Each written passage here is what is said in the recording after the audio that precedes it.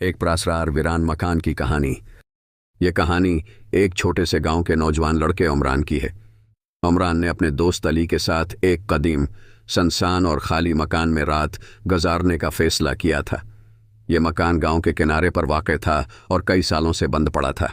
गांव वाले कहते थे कि वहां रात के वक्त अजीब आवाज़ें सुनाई देती हैं और कोई नहीं जानता कि आखिर वो आवाज़ें कहाँ से आती हैं। एक दिन उमरान और अली ने फैसला किया कि वो इस राज को मालूम करेंगे। रात को दोनों लड़के उस वीरान मकान की तरफ रवाना हुए।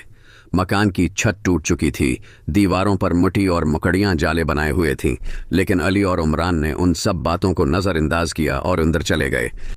अंदर एक सर्द सी हवा चल रही थी और मकान के कमरे तारीकी में डूबे हुए थे। उमरान और अली ने अपने मोबाइल की रोशनी से कमरे की छानबीन शुरू की। अचानक एक कमरे के कोने से एक प्रासरार आवाज़ सुनाई दी, जैसे कोई खानस रहा हो। दोनों लड़कों ने एक दूसरे को देखा और फिर आहिस्ता आहिस्ता आवाज़ की तरफ बढ़ने लगे। जब वो कमरे के करीब पहुंचे तो अचानक एक धुंधली सी शक्ल नजर आई। वो एक बूढ़ी औरत थी जिसकी आंखें बेहद सियाह थीं और उसका चेहरा बेहद बगड़ा हुआ था, जैसे उसकी जल्द तेजाब से पिघल चुकी हो। इस औरत ने आहिस्ता आहिस्ता अपनी तरफ देखते हुए कहा, तुम यहाँ क्यों आए हो? उमरान और अली दोनों खौफ से लिरजते हुए पीछे हट गए, लेकिन वो औरत उनके पीछे आती रही।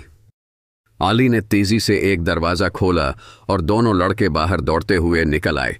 लेकिन जब वो बाहर निकले तो उन्होंने देखा कि बाहर का मंजर भी बदल चुका था। ये वही गांव नहीं था जहां वो रहते थे। वो एक ऐसे मकाम पर पहुंच चुके थे जहां सब कुछ सुनसान और तारिक था और हर तरफ एक बेआवाज़ सुनाटा था।